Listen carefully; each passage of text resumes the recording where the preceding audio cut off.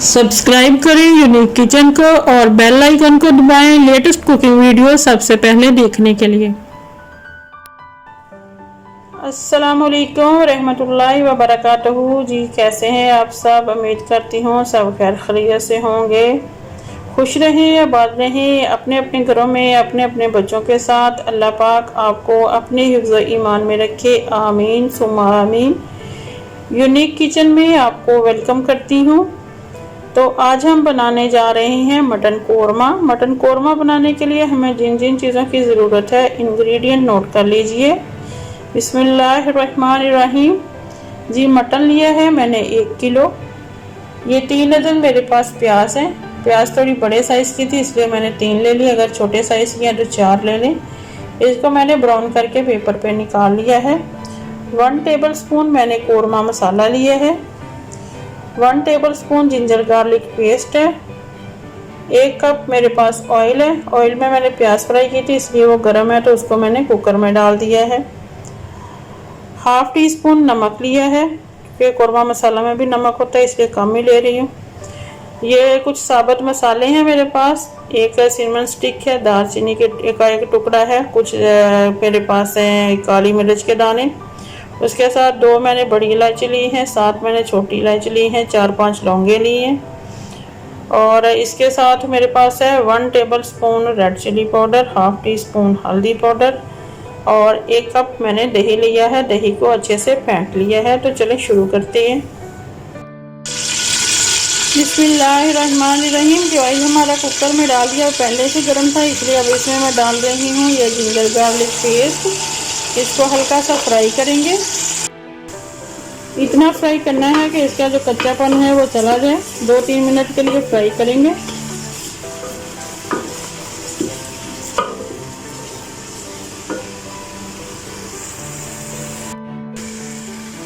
बिस्मिल्लाहिर्रहमानिर्रहीम। ये अदरक लहसुन हमारी जो है फ्राई हो गई है। अब हम इसमें ये मटन डाल देंगे। बिस्मिल्लाहिर्रहमानिर्रहीम। मटन डालेंगे और फिर से फ्राई करेंगे तब तक इसका कलर चेंज नहीं हो जाता।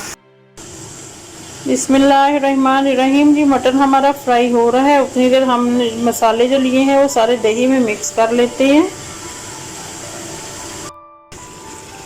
बिस्मिल्लाहिर्रहमानिर्रहीम। जी मटन हमारा फ्राई हो गया है। अब इसमें ये दही में सारे मसाले जो मैंने ऐड कर दिए थे वो डाल देते हैं। मसाले सारे मिक्स कर दिए थे मैंने अच्छे से, तो अभी इनको मिक्स करते हैं।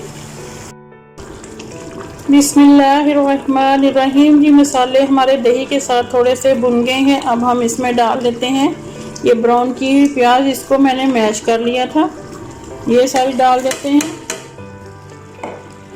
अच्छे से चमचा चलाएंगे। बिस्मिल्लाहिर्रहमानिर्रहीम। अब जो है हम कुकर को बंद कर देंगे और 3 सीटी लगाने के बाद कुकर के ठंडे होने का वेट करेंगे। बाद में फिर हम इस गोश्त को अच्छे से फ्राई करेंगे। बिस्मिल्लाहिर्रहमानिर्रहीम। जी कुकर का ढक्कन मैंने बंद कर दिया है। 3 सीटी लगाएंगे क्योंकि इसमें दही है, दही ने काफ़ी सारा पानी छोड़ दिया तो गोश्त जो है इसी पानी में ही गल जाएगा। तो वेट करते हैं 3 सीटी का। बिस्मिल्लाहिर्रहमानिर्रहीम। जी कुकर हमारा ठंडा हो गया है। अब इसकी विसल जो है हम उतार देंगे और ओपन करते हैं। बिस्मिल्लाहिर्रहमानिर्रहीम।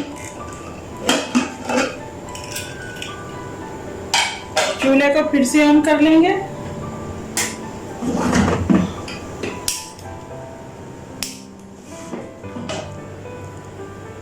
और अब कोरमे का पानी खुश्क होने का वेट करते हैं। जब पानी जो है वो खुश्क हो जाएगा तो फिर हम इसकी अच्छे से बुनाई कर लेंगे। ये देखिए बहुत अच्छा सा कोरमा जो है हमारा रेडी हो रहा है। तो पानी इसका खुश्क होने का वेट करेंगे थोड़ा, फिर हम इसकी अच्छे से बुनाई कर लेंगे। बिस्मिल्लाहिर्रहमानिर्रहीम। जी देखिए गोश्त का पानी जो है वो सारा ड्राई हो गया है। अब हम इसको अच्छे से भून लेते हैं। अच्छे से भुनाई करेंगे क्योंकि मटन है पहले हमारा जो थोड़ा गल गया है, बाकी जब इसमें पानी डालेंगे तो और गल जाएगा। अच्छे से इसको भून लेते हैं।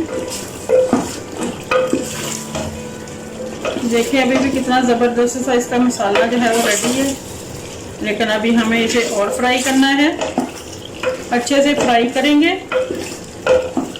ताकि गोश्त की जो स्मेल है वो सारी चली जाए।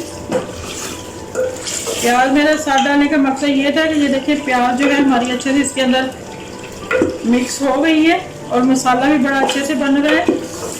वरना ये होता है कि प्याज जो है बीच में ऐसे ही नज़र आती रहती है, तो किसी को अच्छी लगती है, किसी को वो अच्छी नहीं लगती है।